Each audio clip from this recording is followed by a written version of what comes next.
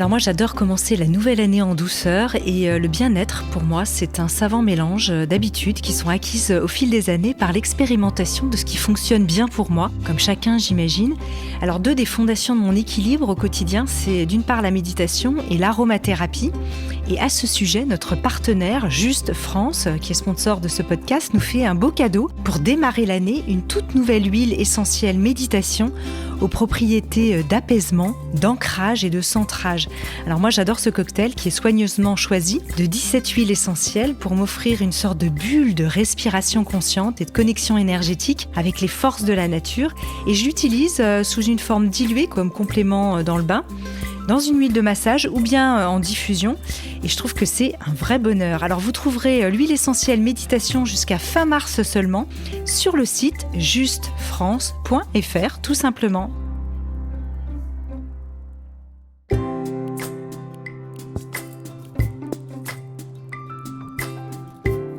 Bienvenue dans la série Métamorphose Méditation en 6 épisodes dédiés à la météo amoureuse.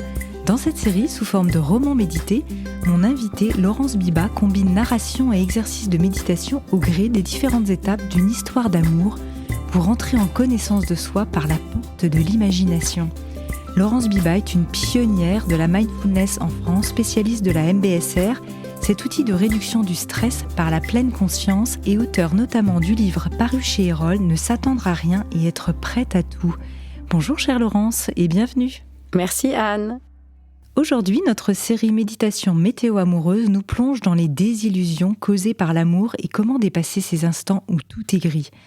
Laurence nous aide ici à dépasser nos croyances limitantes pour se retrouver et se suffire à soi.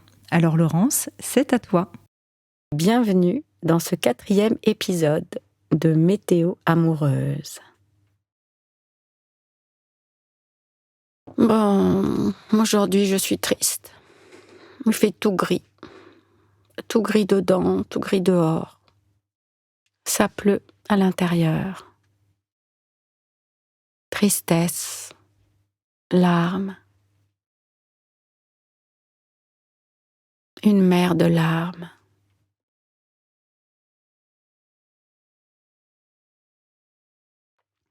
Et si on faisait une pause, il a dit. Et si on faisait une pause? Non, mais ça va pas.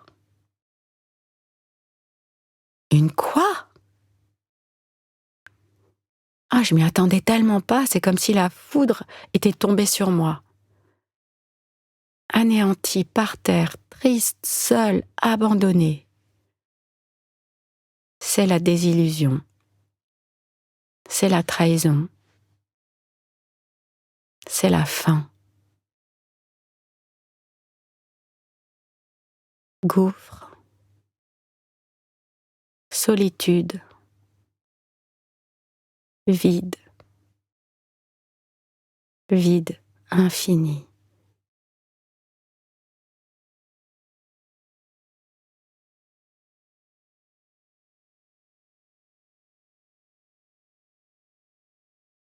Qu'est-ce qui se passe en moi lorsque soudain, ce qui était là pour me nourrir, pour me divertir, pour me remplir, pour me faire plaisir, pour m'aimer, a soudain disparu.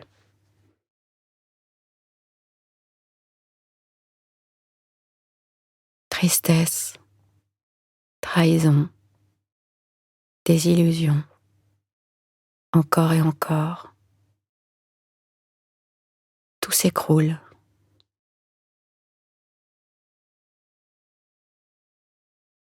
Tout cet échafaudage de l'histoire amoureuse. Tous ces projets. Tous ces moments.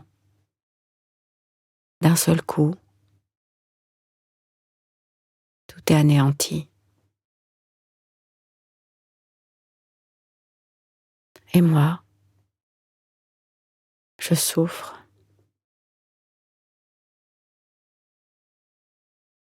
C'est insupportable. C'est comme une déchirure.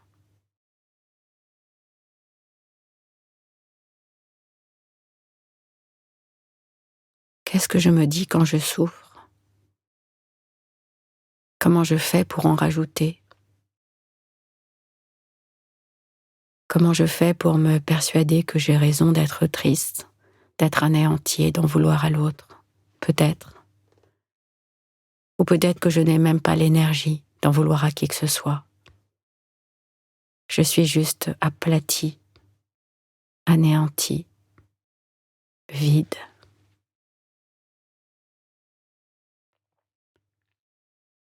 Aujourd'hui, il fait tout gris dans ma tête, dans mon cœur, dans mon corps, dehors. Qu'est-ce qui se passe en moi quand ça ne marche pas comme j'aurais voulu? Quand il faut bien se rendre à l'évidence que certaines choses ne marchaient pas et que je n'ai pas voulu les voir. Je n'ai pas voulu en parler. Je n'ai pas voulu les nommer et l'autre non plus. Par lâcheté, par peur. Peur de quoi au fait? De perdre, de déplaire, d'affronter.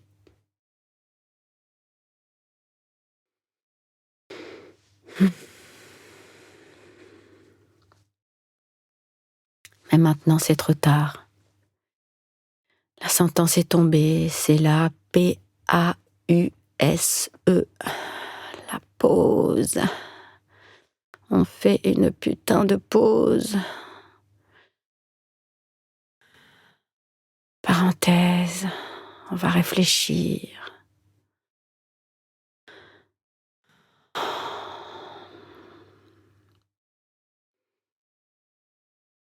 Où est cette douleur? Où est cette tristesse dans mon corps? Comment je peux me rencontrer moi-même à cet instant? Me soutenir moi-même à cet instant? Allez, courage, allons-y. Ma tête ne va pas m'aider, alors je vais rencontrer mon ressenti. Je vais ressentir où dans mon corps cette tristesse et cette douleur se manifestent. Avec le peu d'énergie qui me reste, j'explore en conscience.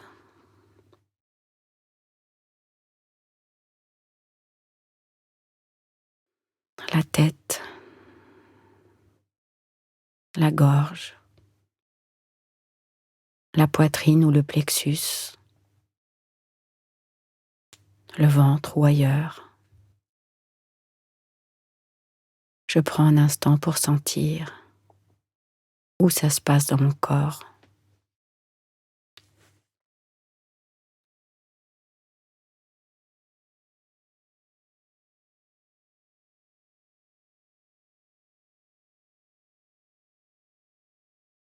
Ok,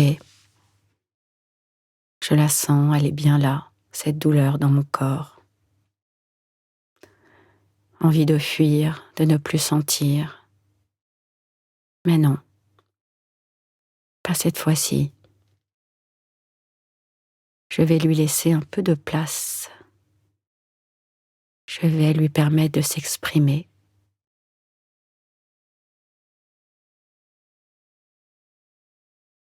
Je vais élargir l'espace autour de cette douleur.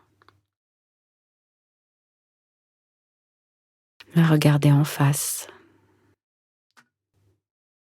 Avec beaucoup d'amour. Lui permettre de s'écouler, de s'étirer. Je la respire.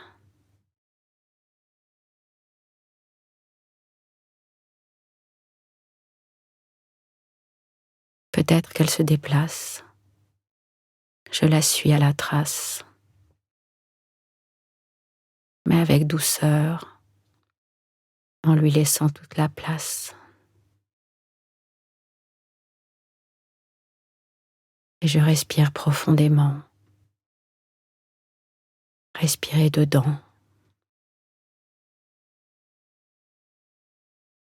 Oui, comme ça. C'est bien. Ne pas chercher à la chasser.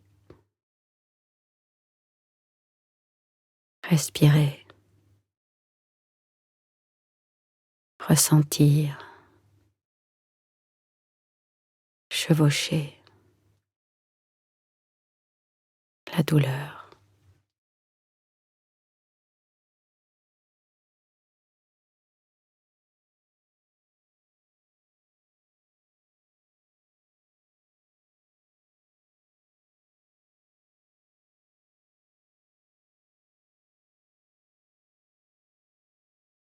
Et j'observe sa métamorphose avec douceur et courage, avec bienveillance. Je reste connectée, je respire avec, dedans. Pourquoi fuir puisque de toute façon elle est là, cette douleur? Autant aller à sa rencontre, lui permettre de vivre, l'accueillir.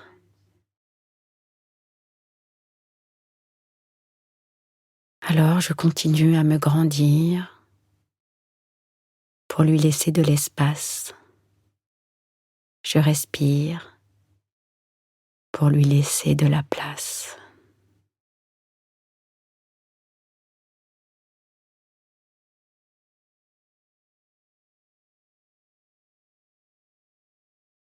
Je regarde, j'observe, je ressens ce qui se passe. Où est-elle maintenant? Est-elle toujours aussi dense, aussi douloureuse? Et moi, comment je me sens maintenant?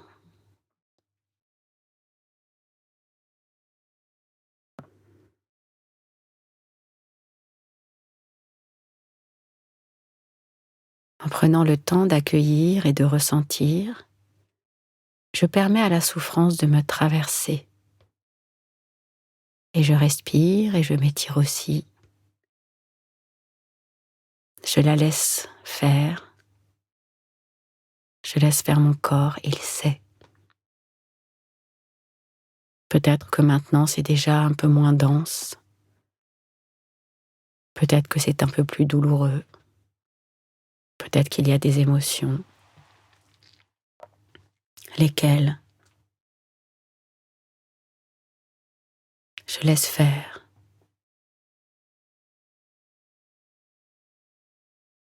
Peut-être que je bâille. Peut-être que je pleure. Je la laisse faire.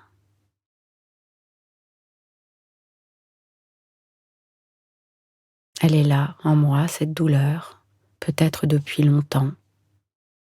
Peut-être qu'elle attendait juste cette occasion pour que je la reconnaisse, pour qu'elle se manifeste, pour qu'elle puisse remonter à la surface de ma conscience et que je la voie enfin.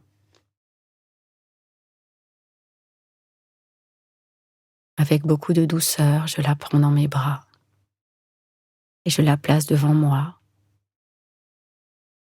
Je la regarde. Quelle forme,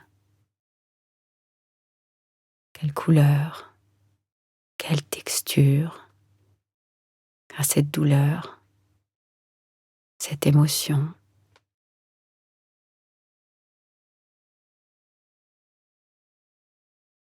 Elle danse devant moi, elle se montre. Et si elle en a envie, la laisser s'éloigner, partir, se dissoudre et devenir de petites particules. Plein de petites particules de lumière qui se dissolvent autour de moi.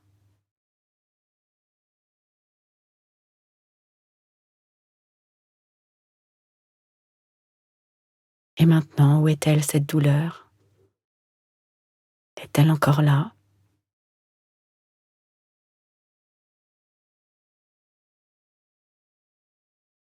Respire.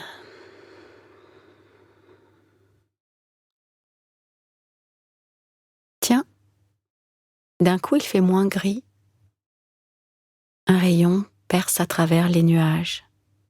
Un frisson me parcourt. Et je me prends dans les bras.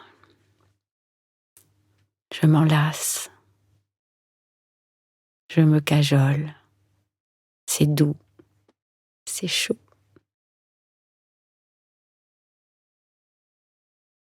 Je me balance doucement, je me berce, je l'ai bien mérité. J'ai traversé. Je suis avec moi. Je suis avec moi, c'est déjà ça. Je suis avec moi, alors je ne suis pas seule, n'est-ce pas?